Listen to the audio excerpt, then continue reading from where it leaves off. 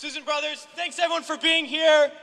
We're from the organization March Forward, and we're here to say to all those serving in the Army and the Marines and the Air Force and the Navy that you have the absolute right to refuse to take part in these criminal wars, and that's a right that all of you should exercise. You have no reason to go put your life on the line and kill and die for profit. We've been to Iraq, we've been to Afghanistan, and we know what these wars are really about. And we joined the military for many reasons. Because we need a college education, because we need a job, because we need health care. And then we joined the military, and they tell us that our enemies are poor people in caves in Afghanistan, or poor people in the deserts of Iraq. But we've been to those countries, and we know that our enemies are not other poor people abroad. Our enemies are the people that laid us off from our jobs, that denied us health care, that make it impossible to get an education. Our enemies are not in the poorest countries on the planet, but right here in the richest one.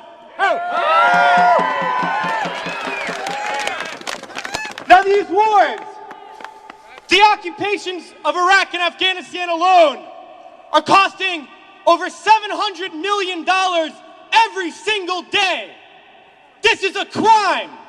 Every single day, while so many of us are hurting. Well, I think all of us here, and the vast majority of people in this country, would agree that we can spend $700 million a day better than bombing people that we have no reason to bomb. We can spend $700 million a day rebuilding those countries we've destroyed. We can spend $700 million a day caring for the veterans we get home when they get home. And then we can spend $700 million a day giving every single person health care, a college education, a job, and a livelihood, and a home. That's what we need to be spending our money on. But this government is not going to do that. They're not going to use the money in that way. They're not going to end the wars.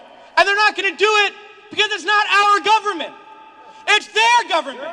It's a government of the rich. It's a government of Wall Street, of the oil giants, of the defense contractors. It's their government, and the only language that they understand is shutting down business as usual. And that's what we're doing here today, and we're going to continue to do until these wars are over.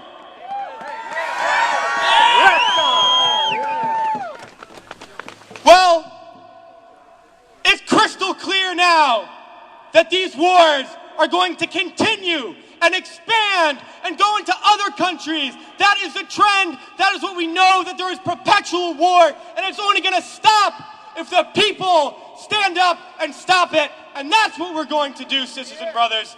And a lot of people ask me, what do we do? Because we all know things are bad.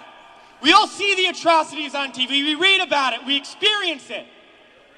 People always ask, what do I do? Because we always want to know what to do. Do we vote? Do we support a politician?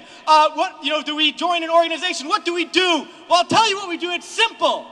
We fight. We fight and we fight and we fight, and we shut down our workplaces. We shut down our schools. We shut down the streets. We shut down business as usual, and we fight until we force the people in there to do what the people out here want, because that's how we're going to get around, and we're going to fight until there's not one more bomb drop, not one more bullet fired, not one more soldier coming home in a wheelchair, not one more family slaughtered, not one more day of U.S. imperialism. So let's fight to make that happen. We can do it today, and then in days ahead, we have to fight to end these wars and create a better world, sisters and brothers. So join us in that fight. Thanks.